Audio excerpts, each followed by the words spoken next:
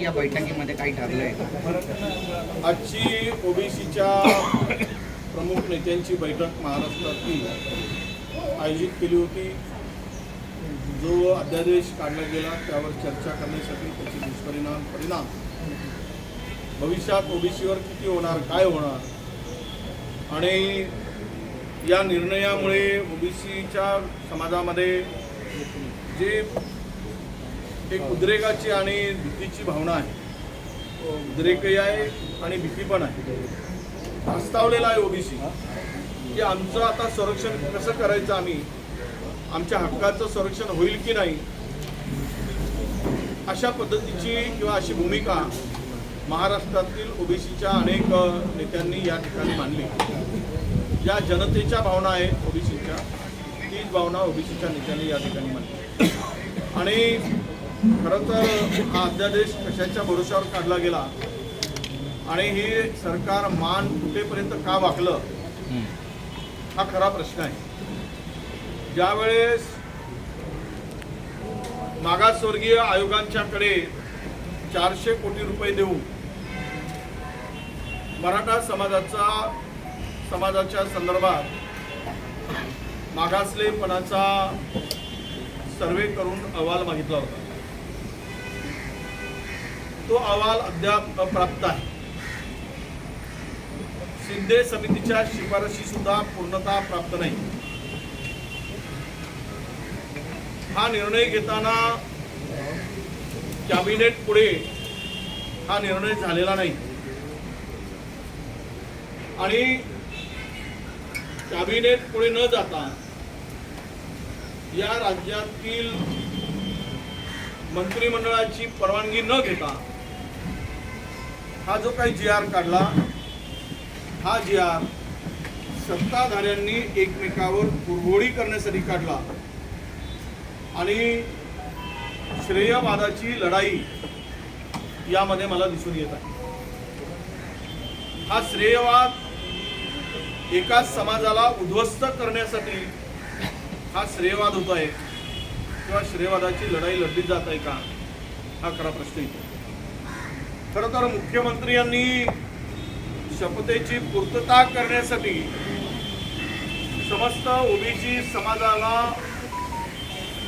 पायाखाली तोडण्याचा निर्णय घेतला का, त्याला खड्ड्यात पुरण्याचा निर्णय घेतला का, किंवा ओबीसी यांना कमकुवत आहे, कमजोर आहे, लढू शकत नाही, एकत्र नाही, त्यामुळे यांना काही केलं, कसंही यांना वागवलं, यांच्या हक्काचं काढून घेतलं तरी हे काही करू शकणार नाही, अशी भावना मुख्यमंत्र्यांची झाली असेल. म्हणून मला वाटतं की कॅबिनेटचा निर्णय न होता हा निर्णय त्यांनी घेतला. हे निर्णय घेत असताना आपल्या सगळ्यांना माहीत आहे की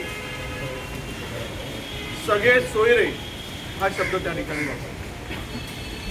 सगळे सोयरे वापरल्यामुळे कास्ट आणि व्हॅलिडिटी काढणं, ज्या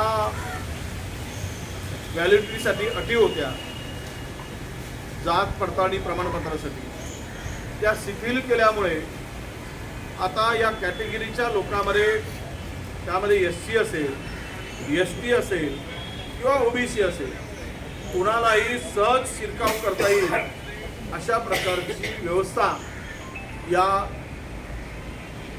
अधिसूचनेमध्ये आहे.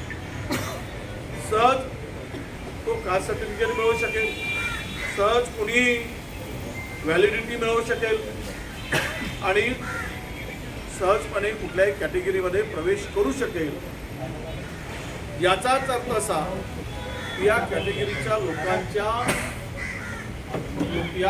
हक्काचं आरक्षण हे संपवण्याचा पहिली सुपारी किंवा पहिलं पाऊल शिंदे सरकारने किंवा शिंदे मुख्यमंत्र्यांनी टाकलेलं आहे. आणि म्हणूनच जर उद्या हे सगळे सोयरे आणि दिलेले किंवा सापडलेल्या नोंदी आणि सगळ्या सोयऱ्यांना देण्यात त्यांचा समावेश, यातून साधारणतः 2.25 ते 2 कोटी लोकांना ओबीसीच्या आरक्षणामध्ये फायदा देण्याचा निर्णय या GR मध्ये झालेला आहे. आज हे जर 2 कोटी लोकांचा समावेश होत असेल तर मला वाटतं कॅटेगरीच्या SC, ST आणि OBC मध्ये नव्याने आलेली हे यांची संख्या साधारणतः 90% जाईल. आता 90% लोकांना 50%च्या आरक्षणामध्ये ठेवायचे आणि ओबीसीला विजयंतीला घेऊन जे 27% आरक्षण आहे त्यामध्ये हे 2.25 कोटी लोकांचा समावेश करायचा आणि त्यांना आरक्षणाची सोय करून द्यायची. हेच मुळात ओबीसीचं सर्वस्व हक्क, संविधानिक हक्क हिरावणारा हा निर्णय मुख्यमंत्र्यांनी घेतलेला आहे. मराठा समाजाला आरक्षण देण्यासंदर्भात जी भूमिका वारंवार मुख्यमंत्र्यांनी मांडली की आम्ही ओबीसीतून आरक्षण देणार नाही, ओबीसीच्या वाट्याचं काढून घेणार नाही, जी भूमिका उपमुख्यमंत्र्यांनी मांडली त्याच भूमिका ती बदलली. त्या भूमिकेवर ते ठाम राहिले नाही आणि ओबीसीच्याच वाट्यातून हे सर्व समावेशक भूमिका किंवा सामावून घेण्याची भूमिका या सरकारने घेतलेली आहे. एकीकडे या सगळ्या संदर्भात ही भूमिका घेत असताना यांचे वेगवेगळे वक्तव्य पुढे येतात. एक तर नारायण राणेंची भूमिका घेतलेल्या सरकार विरोधी भूमिका आहे का हे त्यांच्या वक्तव्यातून दिसत आहे. दुसरीकडे देवेंद्र फडणवीसजी म्हणतायत की आम्ही वरिष्ठाकडे या भूमिकेच्या संदर्भात चर्चा करू. म्हणजे काय, त्यांची भूमिका जर वरिष्ठाकडे चर्चा करण्याची असेल म्हणजे हा अध्यादेश काढला त्यांना त्यांचा विरोध आहे का, या सरकारचं शिंदे फडणवीसांचं एकमत आहे काय की नाही आहे हेही कळायला मार्ग नाही. म्हणजे वेगवेगळ्या भूमिकेतून जी भूमिका आता कॉन्ट्रोवर्शियल दिसते.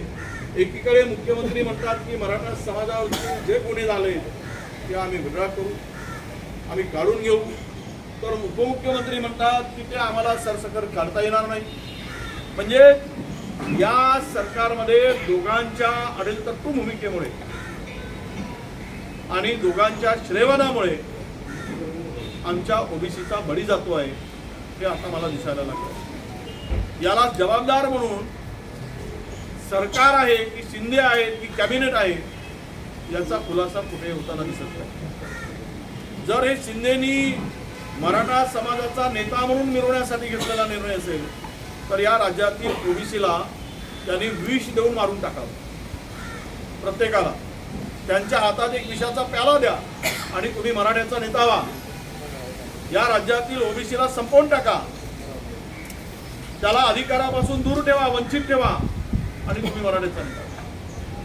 पुन्हाही सर्वोच्च पदावर बसलेल्या व्यक्तींना सर्व समाजाचं हित लक्षात घेऊन निर्णय घेण्याची अपेक्षा असते. परंतु दुर्दैवानं ज्या पद्धतीनं मागील काही दिवसामध्ये जी भूमिका मांडली गेली ती एका समाजाच्या हितासाठी मांडली गेली, मात्र इतरांच्या हिताचा विचार त्या ठिकाणी केला गेला नाही. हे या आमच्या समाजाचं दुर्दैव आहे असं मी मानतो. आमचं दुर्दैवच आहे.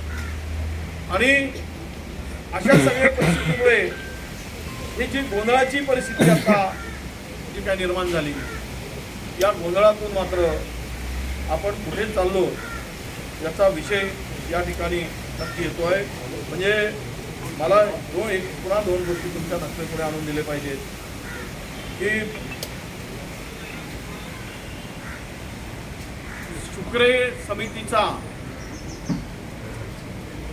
अहवाल अजूनही आला नाही मागासवर्गीय समितीचा. तर मागासवर्गीय कोण सिद्ध कसं होणार. राहिला विषय ज्यांना नोंदी आहे किंवा ज्यांना वंशावळीप्रमाणे नोंदी आहे त्यांना देण्यासाठी आमचा अजिबात विरोध नाही. पण हे सगळे सोयरे म्हणून जर एकाची दुसऱ्या समाजाशी लग्न केलं तिथे त्यांना घुसवणार आणि सर्वांना मात्र त्यामध्ये घेऊन टाकण्याचा जो काही निर्णय झाला याला मात्र नक्की आमचा विरोध राहील. आणि म्हणून हे सगळी परिस्थिती पाहता जे काही आता 16 तारखेपर्यंत ज्या काही हरकती मागवायच्या आहेत, मी आपल्या माध्यमातून ओबीसी समाज बांधवांना, विशेष करून शिक्षित लोकांना, डॉक्टर, वकील, प्राध्यापक, हे शिक्षक जे काही या समाजातील या ओबीसीच्या फायद्यातून मोठी झालेली मंडळी आहे, ओबीसीच्या भरोश्यावर मोठी झालेली मंडळी आहे, ओबीसीच्या आरक्षणावर झालेल्या मंडळींना माझं आव्हान आहे की तुम्ही या संदर्भात 16 तारखेला मोठ्या प्रमाणामध्ये तुमचे आक्षेप नोंदवा. ते आक्षेप नोंदवायची तारीख ही 16 फेब्रुवारी आहे असं आव्हान मी सगळ्यांना करतो आहे. करोडोच्या संख्येने असलेल्या ओबीसी बांधवांनी आपल्या पेनाचा उपयोग, हे कागदाचा उपयोग स्वतःच्या संरक्षणासाठी आणि हक्कासाठी करावा, नाहीतर रस्त्यावर भीक मागायची पाळी सगळ्यांना आल्याशिवाय राहणार नाही. कुणी जर कुणाची लेकरं म्हणत असतील तर ही लेकरं महाराष्ट्राची आहे, कुठल्या एका समाजाची लेकरं असू शकत नाही.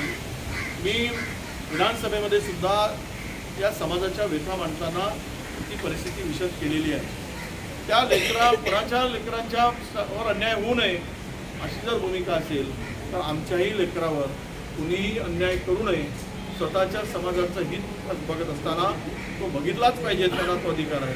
जसा त्यांना तो अधिकार आहे तसा तो अधिकार आम्हाला सुद्धा आमच्या समाजाचं संरक्षण करणं आणि हक्क साबित ठेवणं, त्यांच्या हक्काचं संरक्षण करणं हा सुद्धा आमचाही अधिकार आहे. त्या अधिकारापोटी मी कोणाच्या विरोधापोटी बोलत नाही, तर माझ्या समाजाच्या हक्कासाठी आणि अधिकारापोटी हे मी मानतो आहे. आणि ही माझी भूमिका ही महाराष्ट्रातील तमाम जनतेपर्यंत जावी आणि माझं समाजाचं हक्काचं संरक्षण, संविधानिक संरक्षण, जे संविधानाने दिलेलं संरक्षण आहे त्याचं रक्षण व्हावं.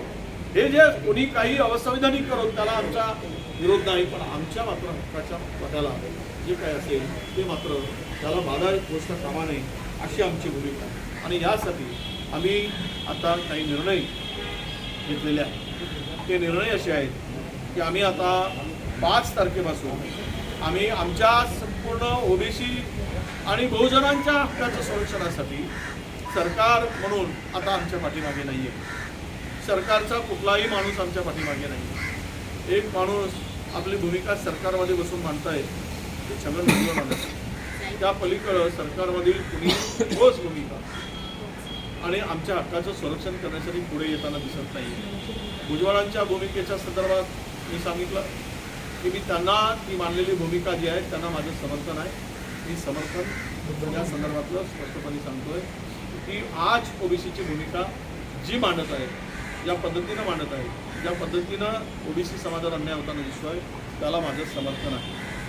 आणि मी नक्की त्यांना समर्थन ओबीसी म्हणून देणार आहे. आणि आमच्यामध्ये कुठलेही वाद असण्याचं काही कारण नाही. ते वेगळेच पक्ष वेगळे आहेत, पण ओबीसी म्हणून त्यांची भूमिका आणि माझी भूमिका एक आहे हे या ठिकाणी मी आवर्जून सांगतो. आणि म्हणूनच आम्ही 5 तारखेपासून 5 फरवरीपासून ओबीसीच्या हक्काच्या संरक्षणासाठी पहिल्यांदा आमची जी शक्तीस्थळ आहे त्या ठिकाणी आम्ही सर्व ओबीसीचा समाज चैत्यभूमीपासून सुरुवात करून आम्ही फुले, शाहू, आंबेडकर ही जी आमची शक्तीस्थळ आहे याबरोबरच पोरादेवी असेल, चौंडी असेल, भगवानगड असेल, गोपीनाथगड असेल आणि जेजुरी असेल, शिवा महाल, छत्रपती शाहू महाराजांची समाधी असेल आणि सावतामाळे आरण जीवा महालांच्या समाधी स्थळ आहे. जीवा महालांचा होता, जीवा म्हणून वाचला शिवा, मरणार माहीत होतं तरी महाराजांचा जीव वाचवणारा हा बहुजन समाजातला जीवा, याच्याही स्फूर्तीस्थळी गेलं पाहिजे, शिवा काशिंदाच्या स्थळी गेलं पाहिजे. असं एक 5-6 दिवस आम्ही या स्थळी जाऊन स्फूर्ती आम्हाला द्या, आमच्या हक्काचं संरक्षण करण्यासाठी आम्हाला हिंमत द्या, ताकद द्या, ही मागणी करायसाठी या बहुजनांच्या स्मृतीस्थळावर आम्ही जाणार आहोत. आणि हे इथून जाऊन आल्यानंतर यांची स्मृती मिळण्यासाठी हे आमच्या संपूर्ण 500,000 गाड्यांचा ताफा हा त्या स्तरावर जाईल आणि शपथ घेऊ की आमच्या हक्काच्या संरक्षणासाठी आम्ही एक आहोत या शक्तीनिशी तो उभा राहील आणि 20 तारखेला आम्ही संभाजीनगर विराट अशी ओबीसीच्या हक्काच्या संरक्षणासाठी कुणाला दिलंय याचा विरोध म्हणून नाही आणि हे लक्षात घेतलं पाहिजे कोणी आणि आमच्या अंगावर कुणी येण्याचा विषय नाही. आम्ही त्यांना सचेत करतो आमच्या हक्काचं संरक्षण तुम्हाला मिळवत असताना तुम्ही मिळवलात पण आता मात्र आमच्या हक्काच्या संरक्षणाची बारी आली त्यासाठी संभाजीनगरला 20 तारखेला आम्ही सभेचं आयोजन केलेलं आहे आणि ही 20 तारखेला संभाजीनगरच्या सभेमध्ये भुजबळ साहेबांनाही आम्ही आमंत्रित करणार आहोत त्यांनाही त्या ठिकाणी निमंत्रण देणार आहोत. सर्व ओबीसी महाराष्ट्रातला त्या ठिकाणी एकत्र यावा एकत्र येऊन लढावा आपल्या हक्काचं संरक्षण करावं संविधानिक संरक्षण करावं ही त्यामागची भूमिका 20 तारखेमध्ये आम्ही मांडणार. वडेट्टीवार साहेब तुम्ही तुमचं समर्थन दिसतंय भुजबळांना पण भुजबळ ज्याप्रमाणे आक्रमक किंवा दिसत आहेत ओबीसी प्रश्नावरती ते राष्ट्रवादीमध्ये एकटे किंवा एकाकी पडलेले दिसत आहेत त्या अनुषंगाने तुमची प्रतिक्रिया काय आहे? असं आहे की ओबीसीमध्ये मंत्रिमंडळामध्ये तुम्ही पाहता किती ओबीसीचे आहेत आणि आहे तर अनेक जण शेपूट घालून सत्तेची खुर्ची उभवत आहेत शेपूट घालून मुद्दाम शब्द त्यांना सत्ता महत्त्वाची आहे ओबीसी आणि आपल्या समाज बांधवाचं हित महत्त्वाचं वाटतं म्हणून ते शेपूट घातलं कोणी लढतो आहे तो एकटा पडणारच कारण सत्ता आणि संघर्ष जर ज्यांना करायचा आहे तो समाजाचा तर त्याला एकटे पाडत असतील तर हा समाज नक्कीच ओबीसी म्हणून स्वतःच्या संरक्षणासाठी जो लढेल त्याच्या पाठीशी उभा राहील. कोणाकोणाला निमंत्रण दिलं होतं कारण तायवाडे आहेत किंवा शेंडगे आहेत हे कुणी दिसले नाहीत आजच्या बैठकीचं निमंत्रण तुम्ही कोणाकोणाला दिलं? हे वेळेवरची बैठक ठरली आम्ही त्यांना निरोप मेसेज दिला काही कारणास्तव आले नसतील मी आता तायवाडे साहेब आमचेच नाही आम्ही त्यांना 2-3दा त्यांचे कार्यक्रम ते हॉस्पिटलचं उद्घाटन वगैरे त्यामुळे त्यांनी ते आले नाहीत तर त्यांच्यापर्यंत मी फोन केला पण तो फोन 2दा नॉट रिचेबल होता कदाचित बाहेर असतो नॉट रिचेबल होता पण ते काही दूर नाहीत आमचं. 20 तारखेला ज्या सभा घेणार आहात 20 तारखेला ज्या सभा घेणार आहात ओबीसीच्या त्यामध्ये तुम्ही भुजबळांना देखील आमंत्रण करणार आहात मात्र महाविकास आघाडीतर्फे तुम्हाला कोणत्या नेत्यांचा पाठिंबा इतर पक्षातील काँग्रेस सोडून मला पाठिंबा आम्ही लढाई तुमच्या ओबीसीची पक्षात पण लढू तुम्ही एकाकी आहात सॉरी त्याला जोडून की तुमच्या पक्षात पण तुम्ही एकाकी पडता आहात असं आहे की मला वाटत नाही मी आता भूमिका आजच मांडली आणि आजच एकाकी म्हणणं म्हणजे हे गैर आणि मी परत एकदा सांगतोय तुम्ही अर्धवट दाखवू नका आम्ही मराठा समाजाच्या आरक्षणाला अजिबात विरोध केलेला नाही सरकारने भूमिका जी मांडली वारंवार ओबीसीच्या डोळ्यात धुळफेक करण्याचं काम केलं ओबीसीच्या कोट्यातून देणार नाही ओबीसीच्या वाट्यातून देणार नाही ओबीसीला धक्का लागू देणार नाही अरे धक्का नाही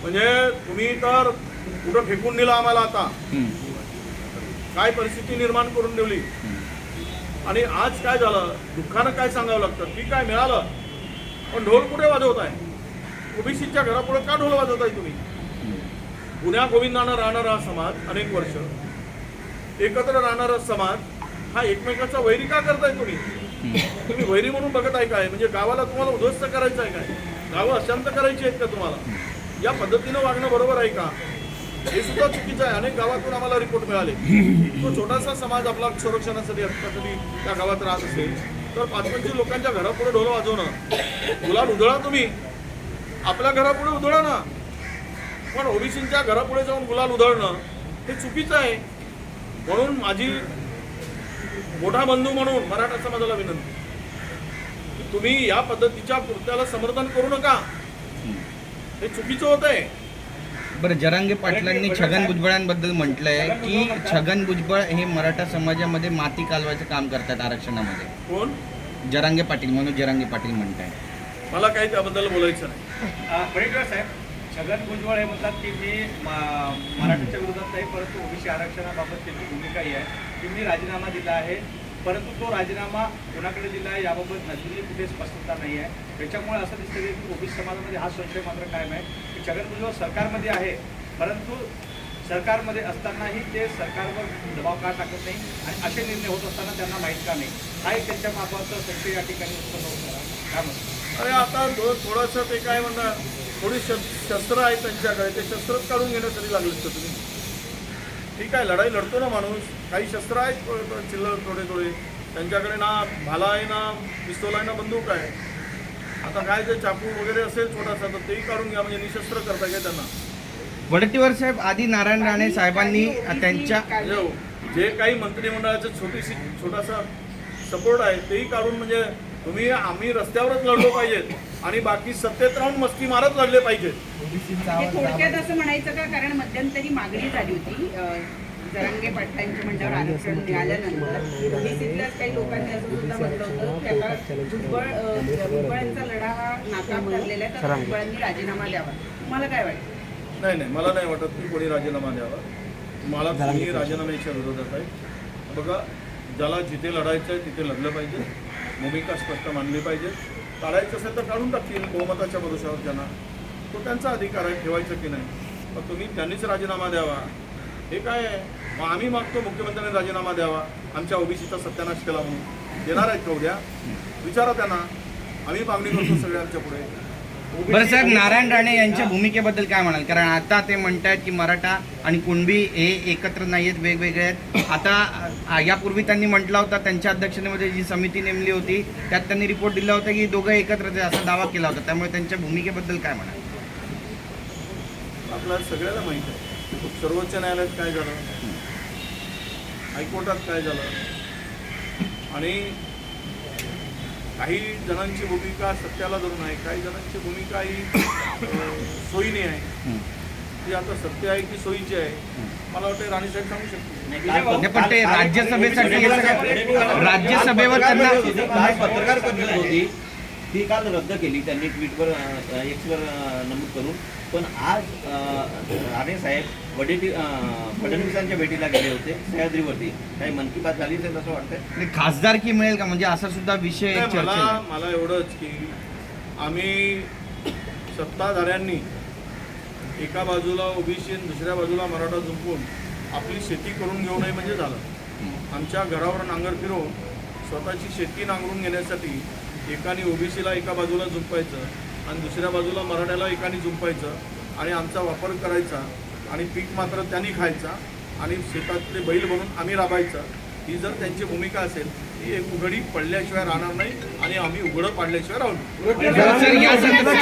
सर, या संदर्भामध्ये आता घरोघरी जाऊन सर्वे केला जातोय. पुष्कर जोग यांनी सर्वे केला जातोय, ठिकठिकाणी जाऊन जात विचारली जाते. जे सेलिब्रिटीज आहेत त्यांनी सुद्धा आक्षेप घेतलाय. केतकी चितळे यांचं सुद्धा एक विधान आहे, व्हिडिओ व्हायरल होतो त्यांचा. मी चित्पावन ब्राह्मण आहे, कोकणातलं ब्राह्मण आहे, असे व्हिडिओ व्हायरल होत आहेत. याबद्दल काय म्हणतात? जातीमध्ये तेढ निर्माण होते, जाती प्रचंड तेढ निर्माण होते आहे आणि चुकीची माहिती गोळा केली जाते. आमच्याकडे जी माहिती येते आहे, ज्यांच्या घरात 3 मजली घरं आहेत तो सुद्धा म्हणतो घर नाही, ज्यांच्याकडे 2 4 व्हीलर आहेत तो सुद्धा म्हणतो माझ्याकडे गाडी नाही, ज्यांच्या घरात नोकऱ्या आहेत तो म्हणतो माझ्याकडे नोकरी नाही, ज्यांच्या घरी संडास आहेत तो म्हणतो माझ्या घरी संडास नाही.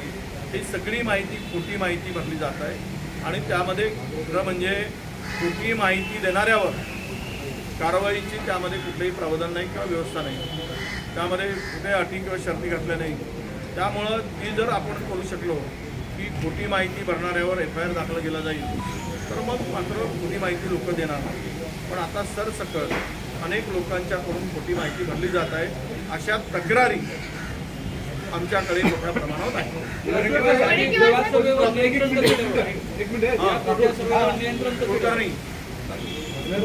ओबीसी मुळात विखुरलेला आहे, वेगवेगळ्या संघटना आहेत. अशा परिस्थितीत एका बाजूला भुजबळ साहेब एक स्वतःची मूड बांधताय, सगळे लोकांना एकत्रित घेत आहेत, दुसऱ्या बाजूला तुम्ही बांधताय. हेच संघटित का होत सारा दिसत नाही, कारण की मराठा समाज हा संघटित होतोय त्यांच्या मुद्द्यावर, ते एकत्रित येताना दिसत आहेत. अशा परिस्थितीमध्ये तुम्ही स्वतःहून सांगताय की भुजबळांचे आणि माझे भलेही पक्ष वेगळे तर ओबीसी म्हणून तुमची राजकीय भूमिका एकत्रित येताना का? मी भाऊ तेच मांडला आता. त्यांच्या भूमिकेला माझं समर्थन आहे म्हणजे काय? हरिभाऊ राठोड भेटून गेले तुम्हाला, ते त्यांनी भुजबळांच्या विरोधातली भूमिका घेतली. ते म्हणतात ओबीसी मध्ये सब कॅटेगरी जे आहेत ते करून मराठा आरक्षण देता येतील, ते भुजबळांना विरोध करणार असं सांगितलं. नाही, त्यांचा अभ्यास वेगळा आहे, आमचा अभ्यास वेगळा आहे. त्यामुळे त्यांच्या भूमिकेला आम्ही आत्ता तरी समर्थन नाही आणि ती परिस्थिती आत्ताची नाही, आत्ताची एवढीच परिस्थिती आहे पुढे की जे काही ओबीसीचा आरक्षणाच्या संदर्भामध्ये किंवा आत्ताचा काढलेला जो काही JR अधिसूचना आहे त्यामधून ओबीसीच्यावर जो आत्ता मोठा एक आघात झालेला आहे त्यावरची आत्ताची परिस्थितीवर आम्ही बोलतो. पटवीवार साहेब, सरकारने JR काढल्यानंतर मोठ्या प्रमाणात कुणबीच्या नोंदणीवरून आता जात प्रमाण दिलं जात आहे. ज्याप्रमाणे मराठा समाज ॲक्शनमध्ये होता तसा ओबीसी समाज ॲक्शनमध्ये नव्हता, म्हणून ह्या सगळं JR काढण्याची ताकद सरकारने आपली दाखवली असं या ठिकाणी पाहिलं होतं. आम्ही कमजोरच आहोत. आमच्याकडे ना लढण्याची शस्त्र आहेत, ना साखर कारखाने आहेत आमच्याकडे, ना आमच्याकडे पैसा आहे, ना आमच्याकडे संस्था आहेत, ना आम्ही उद्योगपती आहोत, आम्ही भिकारी आहोत आणि सरकार आमच्याकडे नाही, ना आमचा उपमुख्यमंत्री आहे, ना आमचा मुख्यमंत्री आहे, आमचे 2-4 मंत्री आहेत ते शेपूट घालून बसले आहेत सत्तेसाठी. त्यामुळे आम्ही कमजोर झालो आहोत. त्यामुळं फायदा घेतात तर फायदा घ्या तुम्ही. ओबीसी ज्या दिवशी पेटून उठेल, माणूस शांत असतो तोपर्यंत शांत आहे, त्या दिवशी मात्र तुमची सत्ता उलटून टाकेल. बस सर, बच्चू कडूंची जी भूमिका काय वैयक्तिक माझा मित्र आहे तो काय नेता आहे काय किरण सावंत? म्हणजे कसले गोष्ट चॅनलवाले चालवत आहे. आता कमाल आहे बाबा, ह्याला काय कोणी भेटायला आता ते पुढचं ऑफिस त्यांचा. मी आहे का विचारलंय, मला म्हटलं आहे, चहा प्यायला येऊ का? म्हटलं या. आता हे काही काय आम्ही एकमेकाचे कालर पकडले हो, एकमेकाला ढोसे मारलं का विरोध आहे? आणि तो कुठे मंत्री आहे ना संत्री आहे? खरोखर आले कोणीतरी येतात. आता काही संबंध इतक्या वर्षाचे आहे. काही कानमंत्री दिलात का? लोकसभेच्या रत्नागिरी दृष्टिकोनातून काही कानमंत्री दिलात का? लोकसभेच्या दृष्टिकोनातून काही कानमंत्री दिलात? शुभेच्छा दिल्यात का त्यांना? शुभेच्छा दिल्यात कोणाला? किरण सावंत.